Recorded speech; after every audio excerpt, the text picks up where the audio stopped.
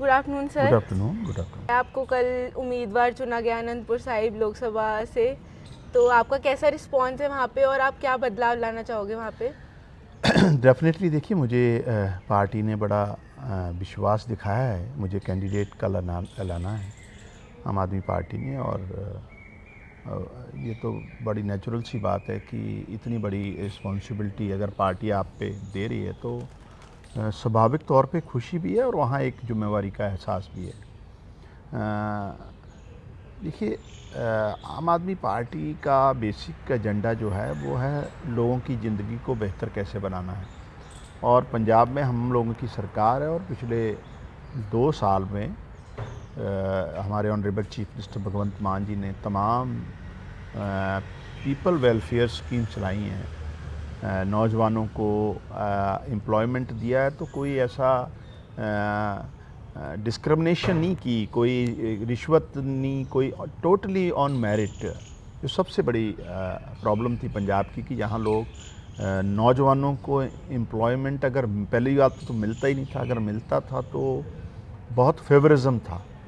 सो उसको लेकर फिर इसके बाद हमने करप्शन पे एक गुड गवर्नेंस देने का मान साहब ने प्रयास किया है। लोगों को बिजली फ्री देना और तमाम वर्गों को वो एक अहम फ़ैसला है जिसमें आम परिवार को इकोनॉमिकली काफ़ी रिलीफ मिला है। तो क्योंकि हमारा स्टेट जो है वो एग्रीकल्चर बेस्ड इकॉनमी है पंजाब की, तो इरिगेशन सिस्टम को बहुत इम्प्रूव किया है। किसानों की स्थिति को बेहतर बनाने के लिए तमाम इनिशिएटिव जो सरकार ने लिए हैं। आम आदमी पार्टी की सरकार ने जो हमारे जवान शहीद होते हैं उनके परिवारों को आर्थिक मदद देने की पहल देश में सबसे पहले आम आदमी पार्टी ने की है, क्योंकि पंजाब से बहुत लोग देश की सरहदों को, बॉर्डर्स को सिक्योर रखने के लिए हर साल निशावर मतलब अपनी शहादत दे देते हैं।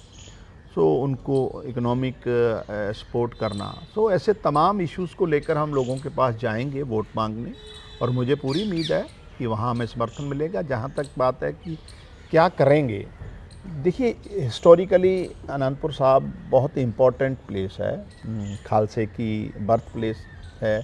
गुरु गोबिंद सिंह महाराज जी ने यहाँ खालसे की साधना की। उसमें सबसे बड़ा जो संदेश था वो दबे कुचले लोगों को खालसा उन्होंने सजाया। जो भेदभाव था समाज में उसको दूर किया, और सबसे बड़ी दुनिया की शहादत जो है वो चमकौर साहब में हुई और फतेहगढ़ साहब में हुई, तो वो भी एक श्री अनंतपुर साहब का एक अहम हिस्सा है। काम करने को वहाँ टूरिज़्म का बहुत स्कोप है, उसमें काम करना है। स्पोर्ट्स का टैलेंट इस एरियाज़ में बहुत है। एजुकेशन को लेकर बहुत संभावनाएं हैं नौजवानों के लिए। तो ऐसे तमाम हम काम जो है पंजाब अनंतपुर साहिब के आने वाले समय में करेंगे। सर, मैं पूछना चाहूँगी, जो ये लिकर पॉलिसी आई थी 2021 में, तो इसका मोटिव क्या था? देखिए, बेसिकली लीकर पॉलिसी जो आम आदमी पार्टी के, उसमें तो 100% रेवेन्यू कलेक्शन बढ़ी है, लेकिन जो so called liquor scam BJP propaganda कर रही है, वो एक वो स्क्रिप्ट है जिसमें सिर्फ और सिर्फ आम आदमी पार्टी को खिलाफ एक साजिश भाजपा ने रखी है। आप बताइए, जिस liquor so called liquor scam में जिन लोगों को एविडेंस बनाया या गवाह बनाया, एक को मेंबर पार्लियामेंट की सीट दे दी है भाजपा ने।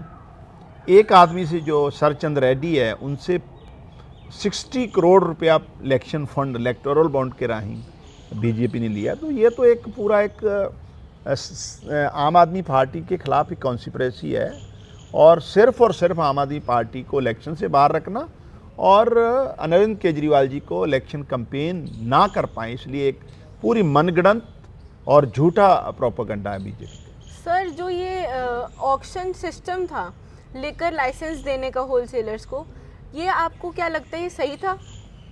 देखिए, स्टेट का हमेशा फोकस रहता है कि किस तरीके से स्टेट का रेवेन्यू कलेक्शन बढ़े। हाँ जी। और जो मॉडल हम लोगों ने अडॉप्ट किया है अरविंद केजरीवाल जी की दिल्ली सरकार ने, और इवन हमने भी पंजाब में भी, उसमें हमने एक साल में पंजाब में 5,000 करोड़ रुपए का रेवेन्यू इंक्रीज़ किया है, दिल्ली में भी ऐसे ही की है। सो डेफिनेटली सरकार का फोकस यही है कि ज़्यादा से ज़्यादा रेवेन्यू कलेक्शन बढ़े, ट्रांसपेरेंसी से, पारदर्शिता से, और वो जो पैसा है वो लोगों के हित में लगाया जाए। जैसे दिल्ली में अच्छे स्कूल बनाए हैं सरकारी, अच्छे मोहल्ला क्लिनिक बनाए हैं। सो ये टोटली एक बेहतरीन स्कीम है। मुझे लगता है इसी डर के कारण इन्होंने एक झूठा प्रोपेगेंडा करके आम आदमी पार्टी के लीडर को बिहाइंड द बार। सर जैसे कि लिकर पॉलिसी में ये भी था कि कस्टमर एक्सपीरियंस को अच्छा करना था, और जैसे कि आप भी स्टूडेंट लीडर हैं, तो मैं ये बोलना चाहूँगी जैसे जो यूथ की जो लिकर बेचने की जो एज थी वो 25 से 18 करने की बात की गई, तो आपको क्या लगता है ये यूथ के लिए बेहतर साबित होती या? देखिए, पहली बात तो ऐसा कोई पैमाना नहीं है कि यूथ ही लीकर सेल करेंगे। ये तो एक बेसिक एक गाइडलाइन बनाई गई है कि जो आदमी वोट डाल सकता है तो कारोबार भी कर सकता है, लेकिन ये तो है नहीं कि हर आदमी शराब ही बेचेगा। इवन जब से आम आदमी पार्टी की सरकार दिल्ली में आई है, हज़ारों गरीब परिवारों के बच्चे अपनी मेरिट पे जज बने, ऑफिसर बने, IITN बने, IIM में गए हैं, और दिल्ली की जो बहुत बड़ा टैलेंट बाहर निकल के आया है जो देश की सेवा कर रहे हैं। तो मैंने जैसे पहले कहा, ये तो एक प्लान्ड और स्पॉन्सर्ड प्रोपेगेंडा था आम आदमी पार्टी को डिफेम करने के लिए। सर जो आपको लगता है कि होलसेलर्स का जो मार्जिन था, प्रॉफिट मार्जिन था, वो 12% कर दिया था, तो उससे आपको क्या लगता है रेवेन्यू में हेल्प थी या ये होलसेलर्स की इनकम बढ़ाने की वो थी? जब उसको आप ब्रॉडर कंसेप्ट में देखेंगे तो उसमें स्टेट की इनकम बढ़ी है। स्टेट की इनकम जो हमारी सरकार आने से पहले थी उससे तो बहुत इंक्रीज हुए। हाँ, तरीके अलग अलग हो सकते हैं, और स्वाभाविक सी बात है जो वेंडर है उसके भी तो इंटरेस्ट प्रोटेक्ट किसी हद तक तो आपको करनी पड़ेगी, ये नहीं कि, लेकिन कोशिश पूरी ये रही है कि स्टेट का रेवेन्यू कलेक्शन बढ़े, और वो बढ़ा भी। सर आपको क्या लगता है जैसे लोकसभा इलेक्शन आने वाले हैं, तो कौन अपॉइंट होना चाहिए लोकसभा इलेक्शंस के लिए? देखिए, लोकसभा इलेक्शन के लिए उन लोगों को पार्लियामेंट में भेजना चाहिए जो देश के कॉन्स्टिट्यूशन को प्रोटेक्ट करें, देश की डेमोक्रेसी को मजबूत करें, देश के जो भाईचारा है, जो सोशल हार्मनी है, उसको मेंटेन रखें। आज जो सिचुएशन है मुल्क की, उसमें बीजेपी की जो सरकार है वो लगातार उसमें कॉन्स्टिट्यूशन पे भी बहुत बड़ा ख़तरा पैदा हो गया है। इंस्टीट्यूशंस का पॉलिटिसाइजेशन किया जा रहा है, और लोकतंत्र को कमज़ोर किया जा रहा है। चंडीगढ़ में आपने देखा वोटों की कैसे चोरी की है। हाँ जी। सरकारों को तोड़ा जा रहा है, MLA MPs को ख़रीदा जा रहा है, और कहीं ना कहीं पूरे देश में वर्ग विशेष को लेकर धार्मिक आधार पर नफरत फैलाई जा रही है। इन लोगों को नकारना चाहिए, और हमारा मानना है कि वो लोग जाएं जो देश के संविधान को मजबूत बनाएं। आपको क्या लगता है कि ये जो लीडर्स को अरेस्ट किया जा रहा है, आपके लीडर्स को, बहुत प्रोमिनेंट लीडर्स को अरेस्ट किया जा रहा है, ये आपको क्या लगता है ये एक सोची समझी साजिश की जा रही है आपके खिलाफ या क्या? डेफिनेटली, देखिए, जो अच्छे स्कूल बनाता है मनीष सिसोदिया जी ने बनाए, देश में एक अच्छा एजुकेशन मॉडल दिया, उनको बिहाइंड द बार कर दिया। जिन्होंने अच्छा हेल्थ मॉडल दिया सतेंद्र जैन जी को, उनको बिहाइंड द बार कर दिया। अरविंद केजरीवाल जी के खिलाफ कोई सबूत नहीं है, कोई एविडेंस नहीं है, कोई गवाह नहीं है, उनको सिर्फ़ और सिर्फ क्योंकि वो अच्छी गवर्नेंस दे रहे थे उनको अंदर कर दिया गया। मोटिव तो यही था कि आम आदमी पार्टी को तहस नहस करना है, लेकिन उल्टा हो रहा है। जैसे जैसे अरविंद केजरीवाल जी पे अत्याचार भाजपा कर रही है, लोगों में उनके प्रति सहानुभूति और हमदर्दी बढ़ रही है, लोगों की भाजपा के प्रति नफरत बढ़ रही है।